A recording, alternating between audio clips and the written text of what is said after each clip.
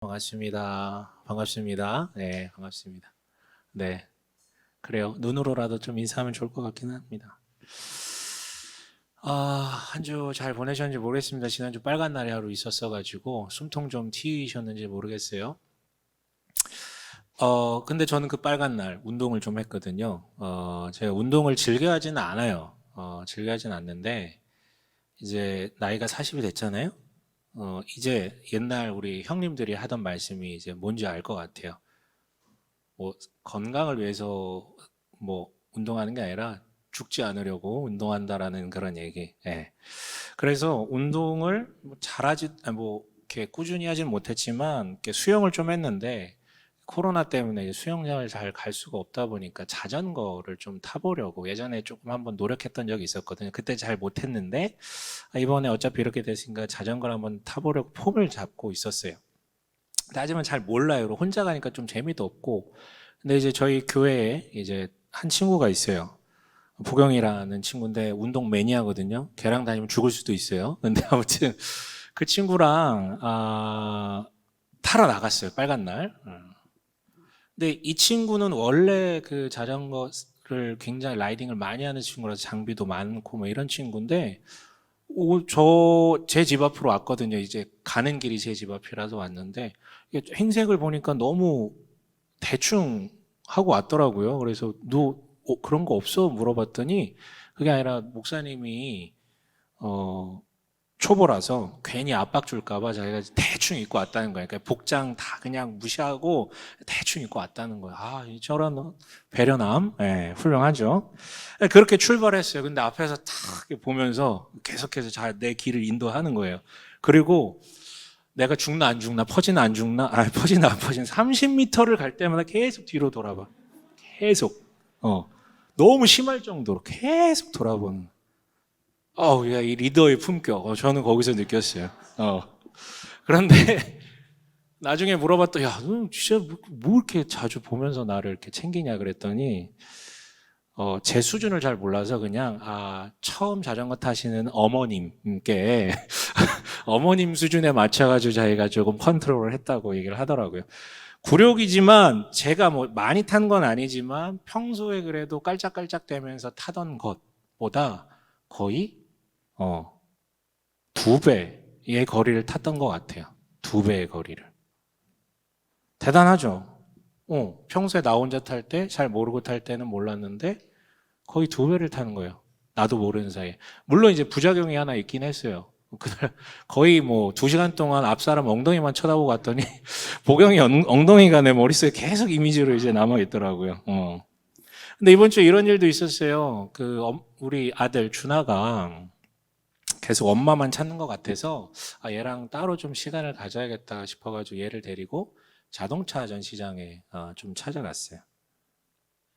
저 어렸을 때 이제 쌍둥이 빌딩 같은 데 가보면 혹시 이거 기억나시는 분 옛날 사람? 아무튼, 예, 그 과학관 같은 것도 있고, 뭐 체험하고 이런 거. 자동차 전시장이 되게 잘 돼 있더라고요. 그래서, 거기 가서 이제 체험을 하는데, 코로나 때문인지 평일 오후여서 그런지 잘 모르겠지만, 사람이 없어요. 그 시간대에 저랑 준하만 있는 거예요. 전시물들이 되게 많은데 그 전시물마다 어떤 그 설명하는 도우미들이 계셨거든요. 근데 그분들이 저희 둘만을 위해서 설명을 하는 거예요. 회장님 된 기분이었거든요. 근데 저한테 맞춰서 설명을 했겠어요? 애한테 맞춰서 설명했겠어요? 당연히 애 데리고 왔는데 애한테 맞춰서 설명을 했겠죠. 물론 준하를 이렇게 봤는데 못 알아듣는 느낌이긴 했는데 그래도 열심히 최선을 다해서 그 7살 아이의 거기에 맞춰 이제 설명을 해주는 거예요. 저 역시 평소와 다른 텐션으로 막 이러면서 막 리액션 해주고 상상이 안 가시죠? 저 잘합니다. 저 이래봬도 유초등부 전도사 율동했던 사람입니다. 아무튼 리액션 해주고 근데 이제 얘기를 이렇게 듣다 보니까 내가 이 아이의 눈높이를 좀 맞춰줘야겠구나 싶어가지고 무릎 앉아 자세를 했어요. 눈높이를 맞추려고. 그런데 이 자식이 저랑 똑같이 설명을 듣다가 무릎 앉아를 하더라고요, 갑자기. 그래서 맞춰주는 게 이게 쉬운 게 아니구나. 내가 앉은 이유는 그게 아닌데. 뭐 이런 어떤 생각들을 좀 했던 것 같아요. 근데 여러분, 그 고수와, 자전거 얘기를 했지만 고수와 초보의 차이, 그리고 어른과 아이의 차를 넘어서 신이, 그 절대자가 인간에게 눈높이를 맞춘다라는 것은 얼마나 대단한 것인 것일까를 한번 떠올려 보면서 오늘 본문을 봤으면 좋겠거든요. 이게 지난주 선교랑 본문이랑 연동이 되는 거라서 지난주에 본문에 대한 이해가 없으면 조금 이제 아쉬울 수 있겠는데요. 아무튼 야곱은 끝까지 에서인 척 꾸미고 행동하고, 그래서 마다들의 권리, 그거 있으면 복 받는다라고 생각했던 그 권리를 쟁취해냈어요. 속여서라도 가족을. 그러나 결과는 어떻게 됐습니까? 생명의 위협을 얻게 되죠. 그래서 쫓겨나게 됩니다. 꿈을 이뤘지만 평생의 수십 년간의 꿈이 그거 하나였는데 얻는 순간 인생이 무너진 거예요. 그렇게 그는 쫓겨나 밧담 아람에 있는 하란이란 자기 외삼촌이 사는 곳으로 피신해 갑니다. 지도가 나올 텐데요. 이거예요. 여기 부엘세바라고 불리는 곳에서 저 위에 하란이라고 불리는 것까지 1000km의 여정이에요. 근데 오늘 본문의 배경이 되는 곳이 바로 이 중간에 있는 벳엘. 개역개정까지는 벳엘이라고 되어 있고 오늘 새 번역은 베델이라고 이제 번역이 되어 있는데 지금 이 베델이라고 불리는 곳에서 일이 발생합니다. 넘겨주세요. 네. 그러니까 이 한 전체 여정의 한 10분의 1 정도 지난 이 곳에서 이제 일이 발생한 거예요. 급하게 도망가던 중이니까 무슨 마을에 들리겠어요. 그냥 해 질 때까지 도망가는 거예요. 그래서 해 지니까 그냥 노상에서, 그리고 옆에 있던 돌을 주변에 있던 돌을 베개 삼아 잠이 드는 것이죠. 이 장면 자체가 야곱이 얼마나 비루한 현실을, 그리고 그 심정이 얼마나 내몰렸는지를 우리가 떠올릴 수 있는 장면인 것 같아요. 그런 장소에서, 그런 상태에서 여러분 잠이나 제대로 자겠습니까? 여러분 살면서 불면증 비슷하게 한 번씩들 경험해 보신 적 있잖아요. 근데 그 정도가 아니에요. 근데 몸이 너무 피곤하니까 어쨌든 선잠이지만 잠이 들었겠죠. 근데 그 상태에서 꿈을 꿉니다. 꿈을 꿔요. 땅에서 하늘까지 이어진 층계가 있고 그곳을 천사들이 오르락 내리락 하는 거예요.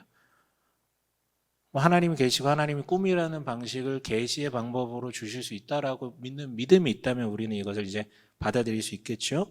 아무튼 오르락 내리락 합니다.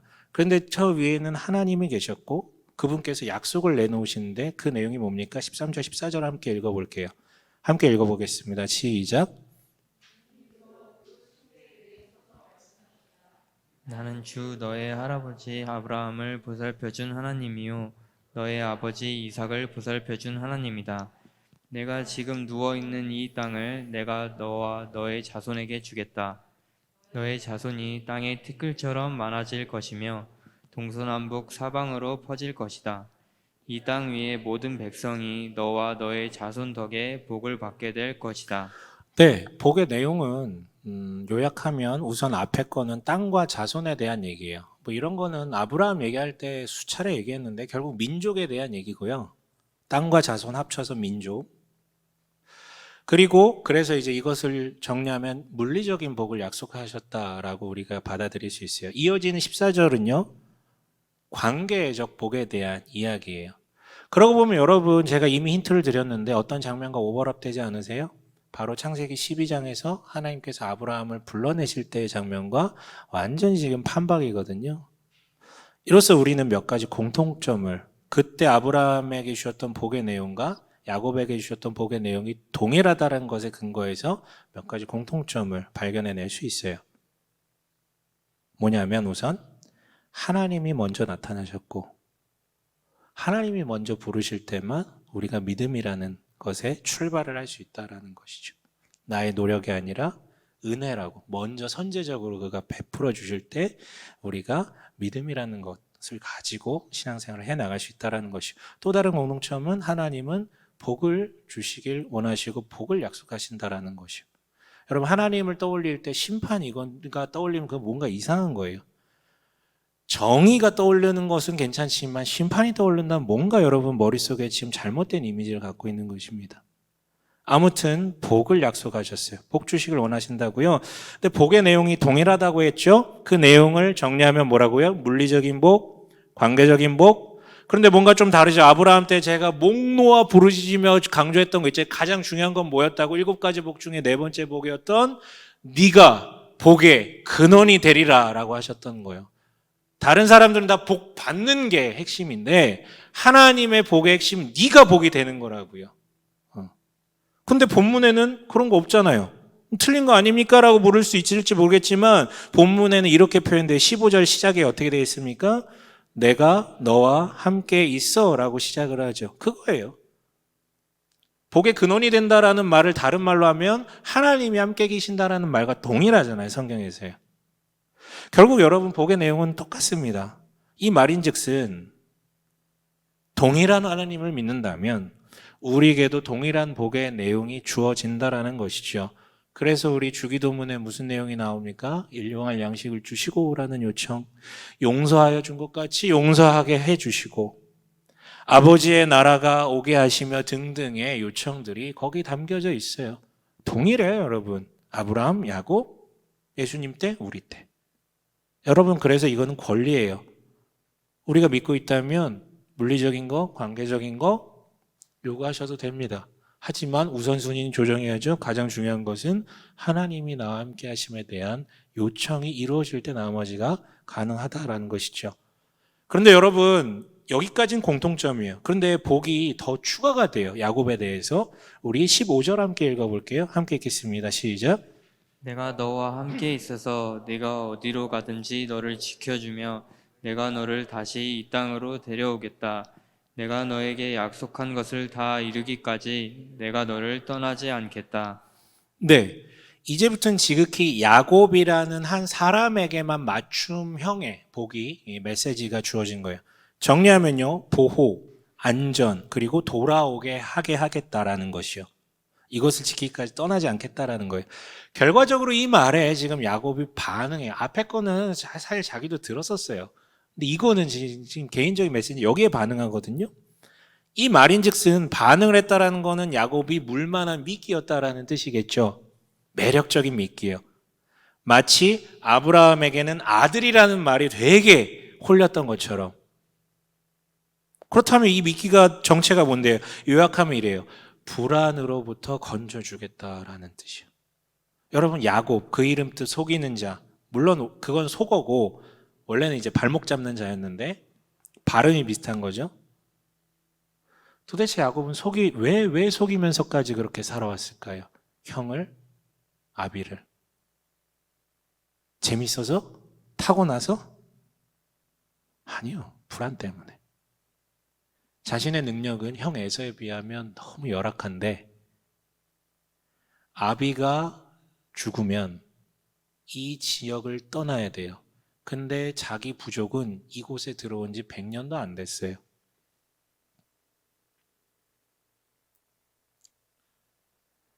떠나는 순간 자신의 운명은 너무 비참하게 예상이 되거든.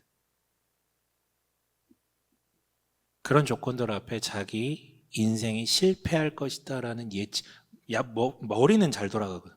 자기 인생이 실패할 것이다라는 예측이 가능했기 때문에 그는 계속 이 불안함을 안고 살고 있었어요. 그래서 불안함에 대한 해답으로 찾은 게 뭐였어요? 맏아들의 권리를 내가 받아내야 되겠다. 그건 자기가 할 수 있을 것 같았거든. 이를 쟁취하기 위해 수단과 방법을 가리지 않았죠? 그래서 속였어요. 여러분 그런 거예요. 겁이 많은 사람일수록 오히려 더 공격적으로 나오는 법이 있거든. 말 더 세게 하고 막말하고 겁이 많아가지고. 마찬가지로 불안함이 많아서 숨어버리기도 하지만 반대로 더 공격적으로 사는 사람들은 많습니다. 불안해서 그래, 불안해서.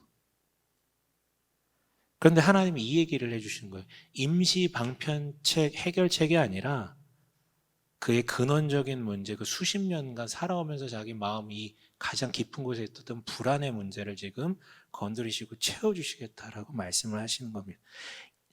그런데 특히 마지막 발언이 영혼의 뼈를 때리는 것이죠. 내가 너에게 약속한 것을 다 이루기까지 내가 너를 떠나지 않겠다. 특히 야곱처럼 불안을 먹고 사는 이에게는 완벽하게 한 방을 매기는 메시지였어요. 그래서 그는 그 미끼를 확 뭅니다. 여러분, 여기서 야곱의 회심이 일어나요. 회심. 첫 번째 반응은 깨어짐이었어요. 16절 한번 읽어볼까요? 함께 읽겠습니다. 시작. 야곱은 잠에서 깨어서 혼자 생각하였다. 주님께서 분명히 이곳에 계시는데도 내가 미처 그것을 몰랐구나. 네. 야곱은 비록 모태신앙이었어요. 하지만 그 시대를 살아가는 대다수의 사람들처럼 다신론적인 신이 되게 많다라는 것이죠. 하나님이, 그러니까 우리 아비가 말하는 그 하나님이란 분은 원 오브 댐이었어요. 그들 중 하나밖에 아닌 거예요. 그 신들은 각각 다스린 영역이 다 있어요. 지역이 한정되어 있고, 태양을 다스리면 달을 다스리지 못하고 뭐 이런 것들 있잖아요. 그런데 분명 야곱 자신은 브엘세바를 떠나 이렇게나 멀리 왔는데 아버지의 신이 바로 이 자리에 등장한 거예요. 그동안 자기가 갖고 있던 믿음이 여지없이 깨지게 된 것이죠. 또한 앞서 제가 층계를 언급했잖아요. 본문에 층계, 오르락 내리락 했다고요. 근데 야곱 당시에 사람들이 신들이 강림하는 장소라고 믿고 만들어놨던 건축물이 있는데 그게 지구라트라는 거예요. 뒤에 사진 나올 거거든요. 이렇게 생겼어요. 모형도인데 이렇게 생겼어요. 계단. 이 계단을 오르락 내리락 했다라고 생각하시면 돼요. 야곱이 떠올렸던 이미지가 이거를 오르락 내리락 했다라고 생각하시면 돼요. 왜냐하면 사람은 여러분 자기가 아는 것만큼만 볼 수 있고 아는 것만큼만 상상, 여러분 꿈속에 나오는 게 여러분이 한 번도 본 적이 없는 게 나오진 않아요. 한 번도 본 적이 없는 게 나오면 여러분들이 아는 것을 토대로 그것을 이건 뭘 거야 라고 해석을 하겠죠? 그렇죠? 그런데 넘겨주세요. 네. 그런데 이런 신전은, 지구라트 같은 신전은 사람들이 영험하다라고 여겨지는 장소에 세워졌고요. 이것이 작동되는 원리는 신관이 요청할 게 있을 때 신에게 뭔가를 하면 신이 거기에 메시지를 주거나 응답을 하는 방식이었어요. 그런데 지금은 영험한 곳, 즉 지구라트도 아닌 그냥 길바닥일 뿐인데 비록 꿈속이지만 아무것도 아닌 자리에 신전을 세우셔서 왔다 갔다 하시는 거예요. 또한 야곱은 신관이 아니잖아요. 무엇보다도 자신이 부르지 않았는데 그냥 먼저 일방적으로 다가오셔서 말씀하세요. 이 사실 앞에 모든 게 다 깨어져 버린 거예요. 내가 알고 있던 신에 대한 개념, 종교, 믿음, 신에 대한, 신과 관계하는 방식에 대한 모든 믿음이 깨어졌어요. 여러분, 그렇다고 야곱이 특별히 더 미신적이거나 그랬던 건 아니에요. 아브라함 때 얘기했겠지만 아브라함도 계속해서 상수리 나무 찾아다녔거든요. 초반에. 다 그렇게 살았어요. 회심의 두 번째 반응은 17절 함께 읽어봅시다. 시작. 그는 두려워하면서 중얼거렸다. 이 얼마나 두려운 곳인가. 이곳은 다름 아닌 하나님의 집이다. 여기가 바로 하늘로 들어가는 문이다. 네. 두 번째 반응은 이렇게 표현할 수 있어요. 직면이라고, 직면. 직면할 때 느껴지는 감정이 두려움이거든요. 기존의 믿음이 작살나는 경험은 누구에게도 불편해요. 되게 힘들어, 아파요. 살던 대로 사는 게 제일 편하거든. 그런데 또 다른 의미에서도 두렵잖아요. 왜? 방금 전에 하나님 이름 팔아서 자기 아비를 속였던 전력이 있습니다. 여러분들은 하나님의 이름을 얼마나 두렵게 생각하시는지 모르겠지만 고대인들은 신의 이름을 가벼이 여긴 것에 대해서 굉장히 큰 두려움을 갖고 있어요. 그런데 그 전능자의, 여기서도 나타나실 수 있는 그 전능자의 이름을 마치 내가 그 이름의 주인인 양 내 유익을 위해서 막 흔들었었잖아요. 내 마음대로 쓰고. 그게 생각이 나니까 두렵죠. 그러니까 그동안 악함보다는 약한 게 두려웠던 야곱인데 이제서야 자기 악함을 직면하게 된 거예요. 내가 진짜 나쁜 짓을 했구나. 진짜 나쁜 놈이었구나. 그러니까 자기 세계가 깨어지는 데서 오는 두려움과 자신이 죄인이라는 것을 직면하면서 나타난 그 두려움. 여러분, 예수께서 베드로를 처음 부르실 때 베드로가 보인 반응이 뭡니까? 너는 나를 따라와 사람을 낚는 어무가 되라. 두려워, 안 가. 나를 떠나달라고. 직면하면 두렵게 됩니다. 세 번째 반응은 행동이라고 얘기할 수 있어요. 두 가지로 드러나는데 우선 18절 한번 읽어볼까요? 함께 읽겠습니다. 시작. 야곱은 다음날 아침 일찍이 일어나서 베개 삼아 뺀 그 돌을 가져다가 기둥으로 세우고 그 위에 기름을 붓고 네, 그러니까 그 베고 잤던 그 돌을 가져다가 기둥을 세우고 기름을 붓는 행위를 해요. 이게 뭔가 싶지만 설명하기 길고 간단하게 그 자리에 그 당시에 어떤 관점 아래서 간이 신전, 그러니까 간이 화장실처럼 간이 신전을 세웠다라고 이해하시면 좋아요. 나중에 와서 제대로 여기다 세우기 위해서 기념하고 기억하기 위해서 공식적으로 여기다 세우는 거죠. 우리식으로 표현하면 일종의 셀프 세례 의식을 지금 치렀다라고 생각하시면 돼요. 자신이 하나님을 만난 이 자리와 이 내용을 공식적인 기억의 징표를 거기다 세워놓는 것이죠. 늘 말하지만 야곱이 지금 홀로 움직이는 게 아니에요. 아무리 급해도 함께하는 사람이 소수라도 있었어요. 그러니까 그 대중들 앞에서 선언하는 것이죠. 내가 여기를 하나님 만난 곳이다. 또 다른 두 번째 반응은 20절부터 22절인데 20절 한번 읽어볼까요? 시작. 야곱은 이렇게 서원하였다. 네, 네, 서원하였다라고 하면서 뒤에 서원의 내용이 나오는데요. 세 가지예요. 하나님만이 나의 신으로 인정하겠다. 이 자리에 신전을 세우겠다. 10의 1조를 드리겠다.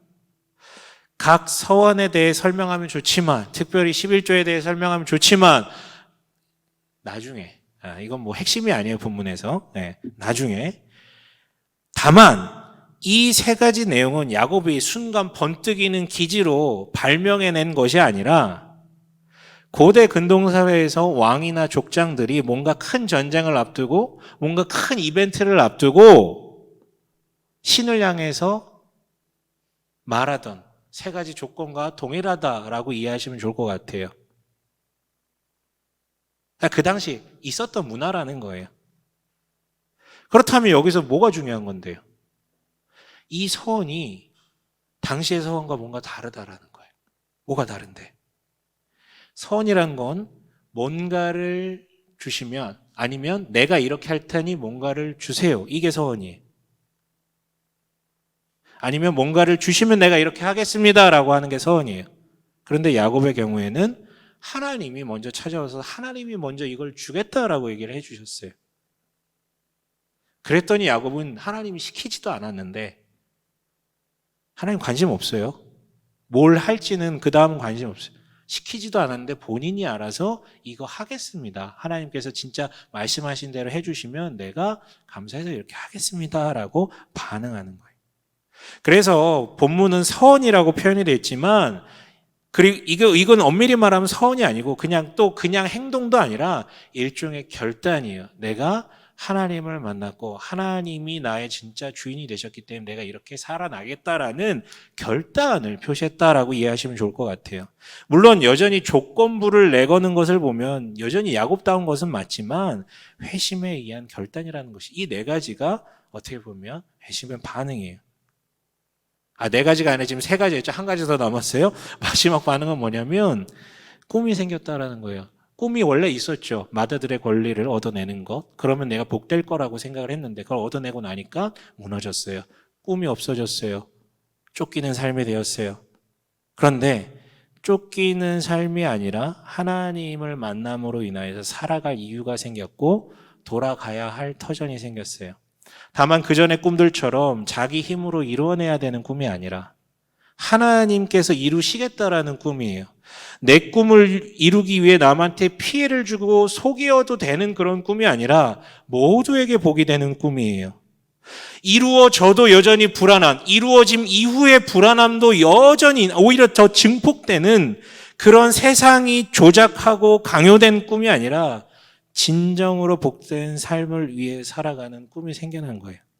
여러분, 회심이라는 것의 마지막은 꿈이 없었다면 없었던 꿈이 생기고 잘못된 꿈을 꾸고 있었다면 그것이 전환되는 것이에요. 그렇죠. 그 우물 안에 개구리처럼 그 우물 안에서 박 터지게 내가 제일 높아 제일 멀리 뛰어 하면서 제일 높은 데 있을 거야 라고 치열하게 싸우던 개구리가 누군가 잡아가지고 세상 밖을 보여줬어요. 그렇다면 더 이상 우물 안에서 1등하는 그것에 목숨 걸지 않죠. 그게 자기 꿈이 아니에요.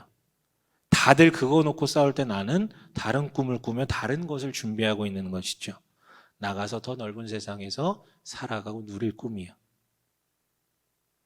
여러분, 이게 야곱이 경험했던 회심의 단계별, 단계라고 하긴 어렵고 아무튼 그 순간 일어났던 수많은 전환들이었어요.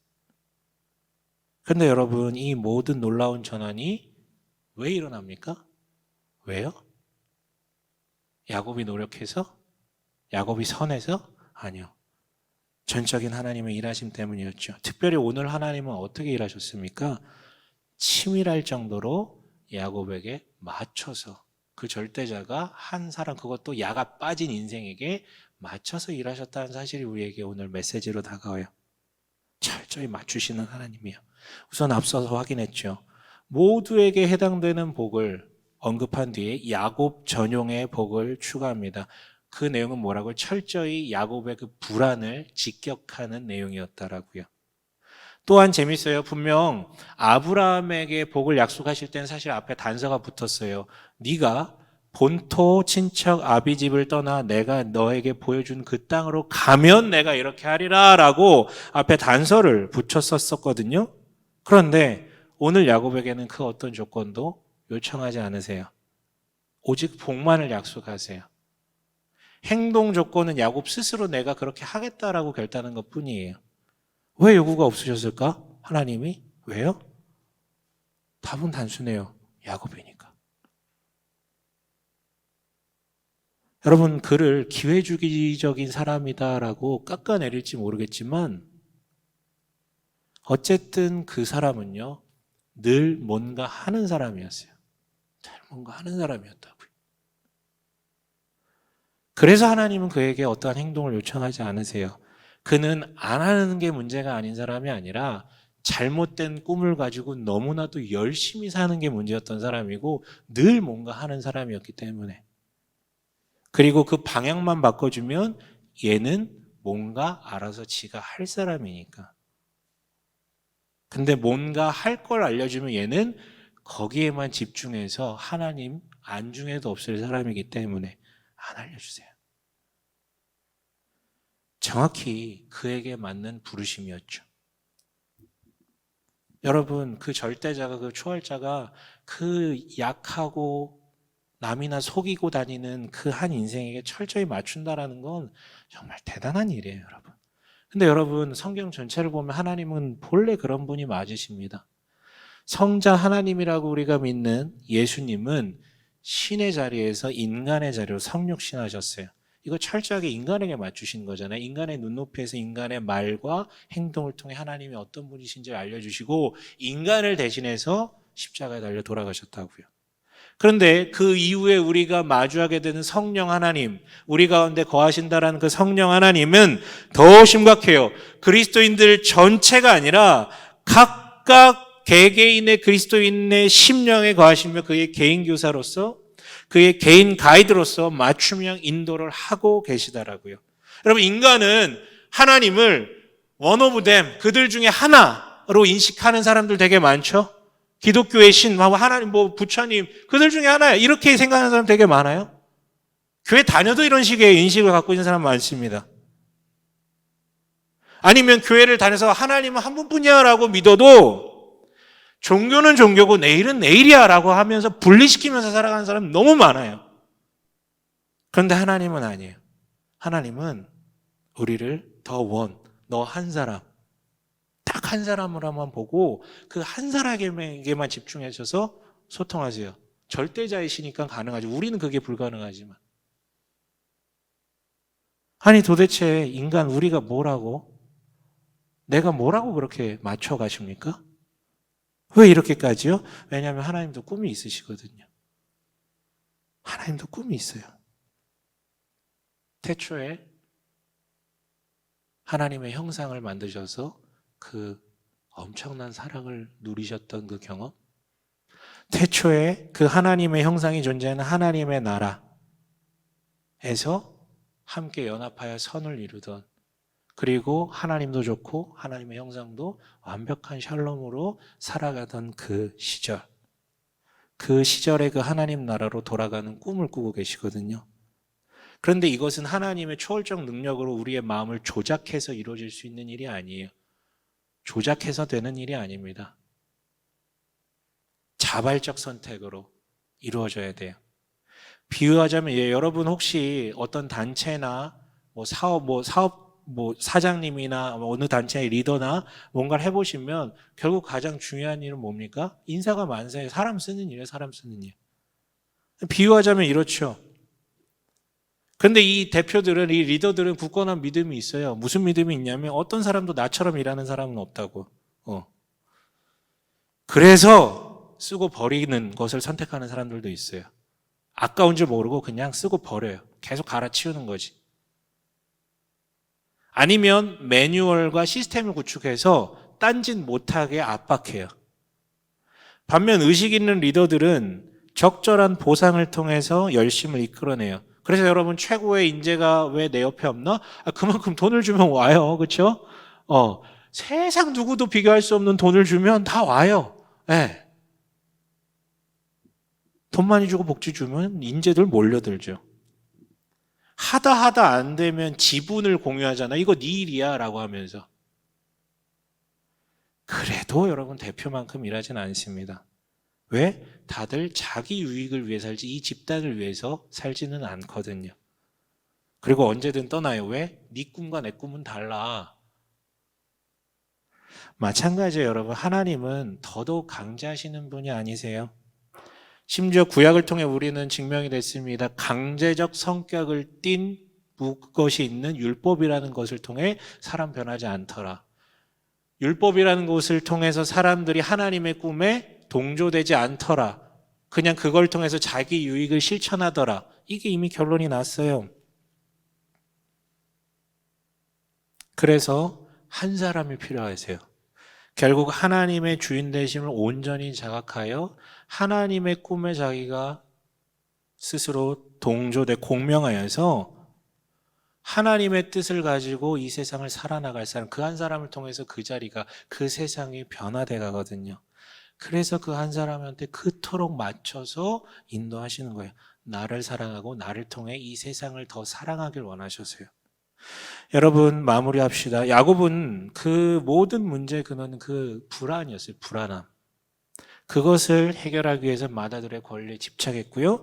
근데 그 사람만의 문제는 아니죠. 지난주에도 언급했지만 우리 대다수는 초인적인 에서에 가까운 사람들도 아니고 지극히 순종적인 이삭에 가까운 사람들도 아니고 사실 우리 대부분은 야곱에 가까워요. 야곱이요. 그릇은 작고 욕망만 큰 야곱. 그래서 여러분 여기서 야곱의 불안이라는 것은 야곱만의 문제가 아니라 사실 우리 모두의 문제죠. 그리고 여기 지금 젊은 분들 많잖아요. 다 불안하지 않으세요? 집은 어떻게 하지? 결혼은 어떻게 하지? 뭐 이런 것들. 그래서 우리도 현대식 마다들의 권리라는 것에 집착합니다. 몰입하죠.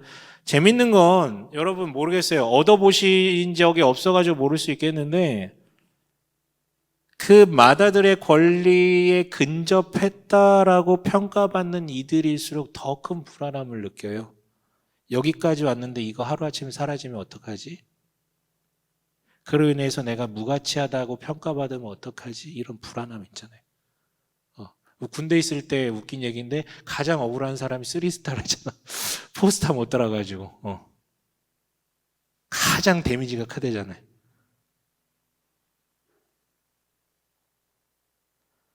이 불안이 극심하게 누적된 사람은 결국은 정서장애로 표출되기도 합니다. 그런데 마다들의 권리를 어떻게든 얻어냈던 야곱은 이렇게 얘기하는 거예요. 그거 얻으면 불안이 사라질 줄 알았거든. 그래서 진짜 목숨 걸고 그거 얻어냈거든. 근데 얻어보니 마주한 건 바닥이더라. 근데 여러분, 이 야곱의 불안이 사라진 것은 의외의 자리였어요. 마다들의 복을 쟁취하고 사람들에게 영광을 받았던 그 브엘세바가 아니라 길바닥, 아무도 없고 그 누구도 신경 쓰지 않는 적막한 길바닥에서 돌 베개를 베고 자던 그 베델에서 불안이 사라져요. 왜요? 하나님이라는 분이 내 인생에 들어왔기 때문에. 그로부터 확신의 약속을 받았기 때문에. 여러분 물어볼게요. 불안하십니까? 혹시 불안감을 갖고 계세요? 불안감이요. 예수 믿으면 안 불안하고 이런 건 아니에요. 왜냐? 우리는 인간이기 때문에. 불안하지 않는 인생은 예지, 그러니까 미래에 어떤 일이 일어날지 완벽하게 아는 인생이야말로 불안해서 사라질 수 있는데 우리는 그냥 인간이잖아요. 그래서 불안함을 갖고 살아요. 다만 그 불안보다 훨씬 더 크고 더 강력하고 안정적인 게 그것을 덮어버릴 뿐이죠. 그게 하나님이에요. 본문은 얘기합니다. 세상에 버려질 것은 없다고. 패배자 야곱도 이스라엘이 되고 그 흔한 길바닥에도 성전이 세워질 수 있고 그 흔한 돌베개도 하나님의 꿈을 품는 도구이자 신전을 세우는 기둥이 될 수 있다고. 세상에 쓸모없는 것은 없다고. 하나님이 계실 때. 이 하나님에 대한 일하심이 늘 일어나는 불안을 잠재웁니다. 이토록 한 사람한테 집중하여 맞추시면서까지 자신을 알리시고 약속하시고 일하시는 하나님의 열심에 대한 신뢰가 불안을 잠재운다고요. 또한 안 떠나신다 그러잖아요. 여전히 나와 동행하시며 일하시는 하나님에 대한 확신이 늘 일어나는 나의 불안을 잠재웁니다. 그리고 불안을 막는 것이 급급한 것이 아니라 새로운 꿈을 꾸게 만들죠. 말씀 마칠게요. 여러분, 오늘 이 베델 사건으로 말미암아 야곱은 불안으로부터만 벗어난 게 아니에요. 이제는 더 이상 도피의 삶이 아니라 목적이 있는 삶이 되었어요. 꿈이 생겼다고요. 여러분, 하나님께서 우리 모두 그리스도인 모두에게 약속하신 바도 있지만 당신 개개인에게 주신 약속이 있어요. 부르실 때 뭐가 있다고요. 개인적 부르심이요. 다시 말하지만 여러분, 우린 에서를 쫓을 필요가 없고 이삭이 될 필요도 없어요. 그리고 이 개인적 부르심은 부모에 의해서 결정되는 것도 아니고 목사에 의해서 주어지는 것도 아니에요. 여러분, 나에게 주어진 게 분명히 있다고요. 그 나에게 주어진 비전, 나의 꿈을 찾았으면 해요. 그런데 어떤 이들은 이 회심을 오해해서 특별한 목표를, 특별한 계획을 두지 않고 살아가며 그냥 하나님의 손에 다 맡기면 알아서 해주신다라고 오해하시는 분들도 계세요. 아니요. 하나님을 만난 이후의 삶은 없던 꿈이 생기고 꿈이 바뀌는 거지 꿈이 사라지는 게 아니에요. 오히려 명확한 꿈이 있기 때문에 하나님과 공명하며 생긴 명확한 꿈이 있기 때문에 오히려 더 열심히 살아가요. 자기 기질에 의한 열심이 아니라 세상에 깨어진 게 이렇게 많은데 하나님이 아파하시는 걸 아는데 그걸 알면서도 내가 게을러 퍼져 있을 수가 없어요. 더 많은 중단기적인 목표를 가지고 살아간다고요. 이것을 이루는 것이 목적이 아니라 하나님의 마음에 공명했기 때문에 꿈을 가지고 최선을 다해서 살아가는, 물론 그거 꼭 돼야 된다라는 게 중요한 게 아니에요. 있는 게 중요한 것이죠. 또한 오늘 한 사람에게 맞추시는 하나님의 역사에 주목해 봤잖아요. 하나님은 그걸 우리가 알아차리게 원하세요. 나 자신, 나에게만 맞춰서 역사하시는 그거예요. 그런데 내가 나를 잘 모르면 하나님의 은혜를 누리는데 제한이 있죠. 그래서 예를 들어서 영성의 9가지 색깔이라는 책이 있거든요. 사람마다 기질이 달라서 거기에 맞는 영성 색깔에 대해서 얘기를 하고 있어요. 사람마다 하나님을 더 풍성하게 누릴 수 있는, 더 소통할 수 있는 더 적절한 방법이 있다고. 우리한테 맞춰서 그렇게 역사하고 계시는데 자꾸 남이 잘 된다라는 방식에 맞춰서 하나님을 따르다 보면 없어요. 못 느껴요. 그러니까 이것을 탐구하고 연습해 보셨으면 좋겠어요. 마지막으로 이거 꼭 얘기하고 싶었는데요. 야곱의 본 꿈의 내용이, 그 이미지가 앞서 말했듯이 본인이 경험했고 본인이 눈으로 봤던 그 지구라트의 이미지가 반영됐다라고 말씀드렸잖아요. 여러분, 천사가 모냥 빠지게 무슨 계단을 오르락 내립니까? 천사가 뿅 하면 뿅 저기 가 있어야지, 그렇죠? 우리가 알고 있는 천사는 그렇잖아요. 근데 이 당시의 천사는 이게 최선이었어요. 지구라트 거기서 왔다 갔다 하는 거. 이게 모세 시대로 가면요, 천사에게 날개가 달려 있어요. 그게 그 당시 떠올리던 신의 사자들의 형상이었으니까. 그 사람들이 알고 있는 이미지로 투영이 되는 거예요. 우리 시대의 천사를 봤다면 어떻게 보일까? 생명책 들고 있겠지. 아이패드, 막 빛이 나오는 거. 보고 있겠지. 거기서 막 이름 지으면 안 되지. 적어가면서. 네.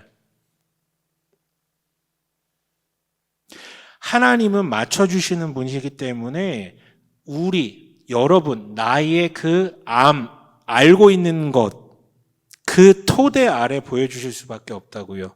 이 말인즉슨 인간은 자기가 아는 것 이상을 볼 수가 없어요. 상상할 수가 없다고요. 여러분, 비전은 그런 거예요.